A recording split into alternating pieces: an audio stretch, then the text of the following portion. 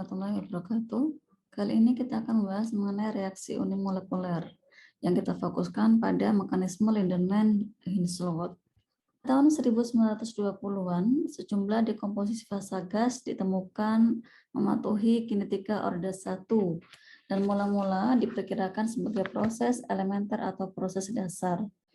Namun, lebih lanjut ditemukan bahwasanya reaksi ini ternyata bukan proses unimolekuler, tapi reaksi ini merupakan reaksi berantai, di mana seringkali unimolekuler ini menghasilkan radikal-radikal bebas.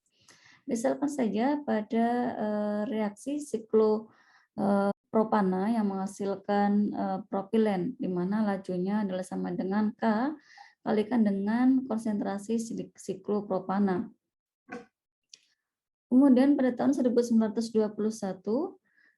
Lindemann dan kemudian Hinsloot sukses menjelaskan reaksi unimolekuler ini, di mana di sini Lindemann dan Hinsloot memperlihatkan bahwasanya reaksi unimolekuler ini benar memperoleh energi aktivasinya melalui tumbukan bimolekuler, yaitu secara energik dia akan bertumbukan satu dengan yang lainnya, molekul satu dengan yang lainnya.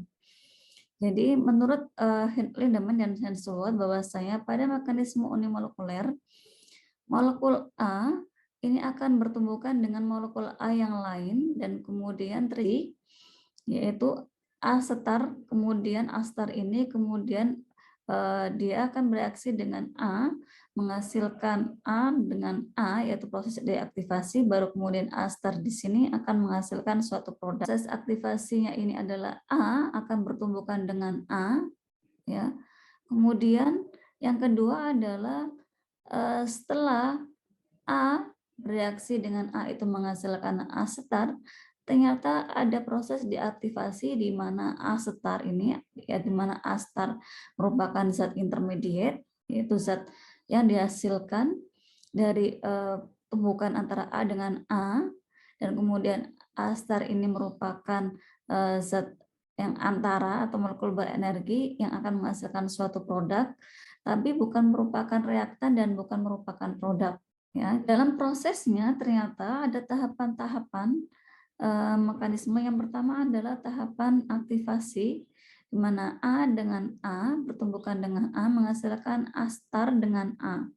Baru kemudian A star dengan A ini akan melalui deaktivasi kembali menghasilkan A dengan A.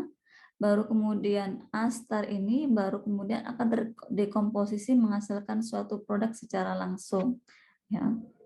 Berdasarkan mekanismenya tadi, maka kita bisa menghasilkan nilai lajunya, di mana laju dari reaksi tersebut kita dapatkan bahwasanya ini adalah sama dengan K2 kalikan dengan A star, atau sama dengan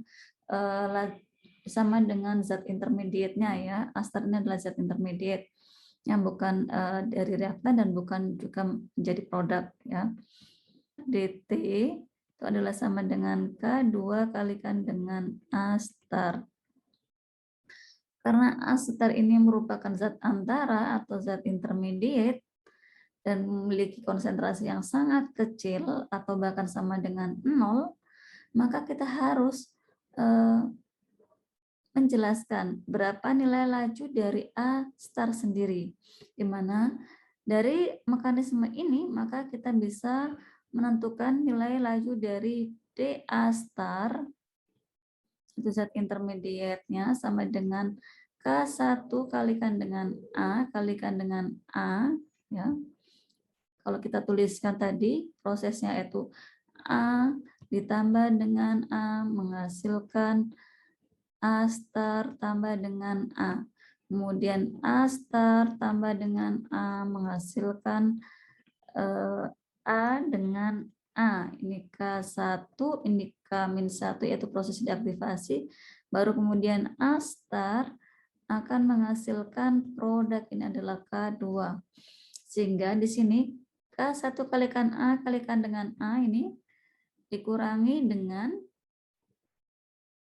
K-1 kalikan dengan A star kalikan dengan A min K2 kalikan dengan A star.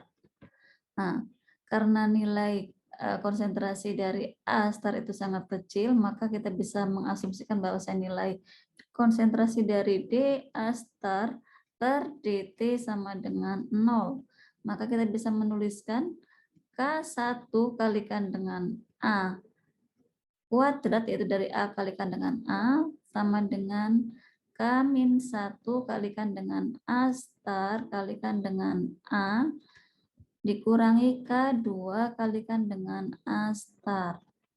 Maka kita bisa mengeluarkan nilai dari A star sama dengan A star sama dengan K1 kalikan dengan A kuadrat dibagi dengan K-1 kalikan dengan A ditambah dengan K2.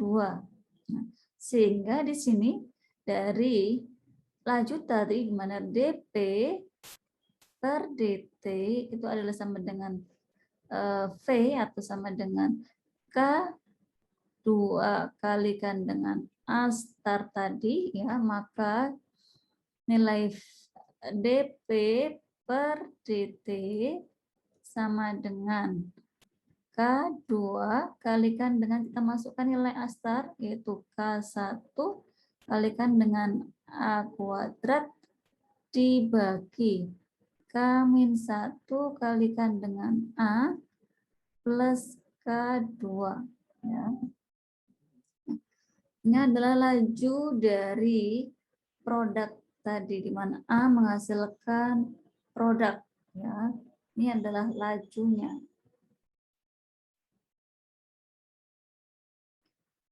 Berikutnya di sini elemen ini akan berlaku pada saat di sini adalah dengan mereaksikan suatu molekul itu dengan gas inet.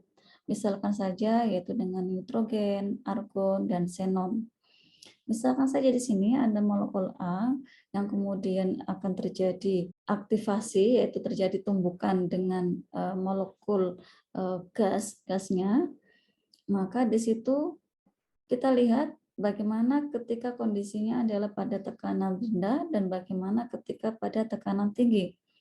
Berdasarkan lajunya tadi, di mana lajunya tadi adalah sama dengan K2 kalikan dengan K1 kalikan dengan K kuadrat dibagi dengan K-1 kalikan dengan A ditambah dengan K2.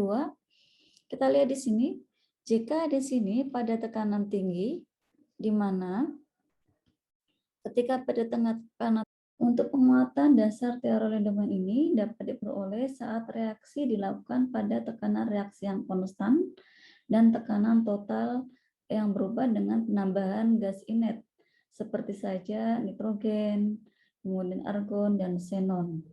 Sehingga kita bisa melihatnya bagaimana lajunya ketika pada saat tekanan rendah dan bagaimana saat tekanan tinggi. Dengan melihat bagaimana nilai K-1 kalikan dengan A dan K2 pada tekanan rendah,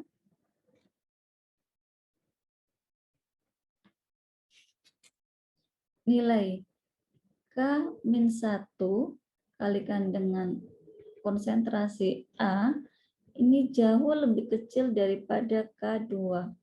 Sehingga nilai dari K-1 ini bisa diabaikan, ya. Ketika ini diabaikan, maka nilainya adalah sama dengan V sama dengan K2 kalikan K1 kalikan dengan A kuadrat dibagi dengan K2. K2 dibagi K2 sama dengan nilainya adalah V sama dengan K1 kalikan dengan A kuadrat. Sehingga di sini pada tekanan rendah ini berorde 2. Namun ketika pada tekanan tinggi,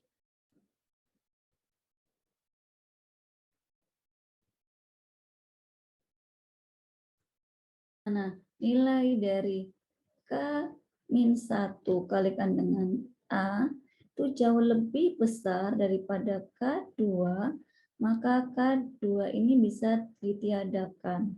Sehingga nilainya adalah sama dengan V sama dengan K2 kalikan dengan K1 kalikan dengan A kuadrat dibagi ya K-1 kalikan A ditambah dengan K2. Karena K-1 ini jauh lebih besar, maka K2 yang dicoret. Ya. Sehingga V lajunya adalah sama dengan K1 kali K2